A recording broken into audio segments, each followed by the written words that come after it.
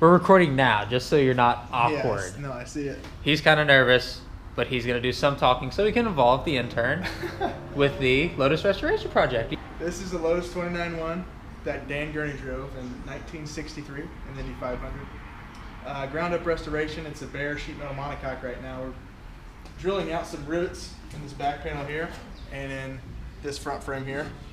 So that way we can get the floor pan inspected by a sheet metal specialist because it's pretty dinged up. We need to flatten it out.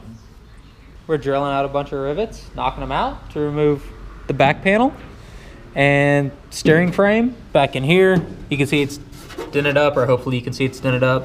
It's been bottomed out a few times, so that needs to be flattened. There's just high and low spots. So essentially by getting this panel out and this out, don't know how he's gonna do it, probably magic, is gonna flatten the sheet metal along the bottom of the car.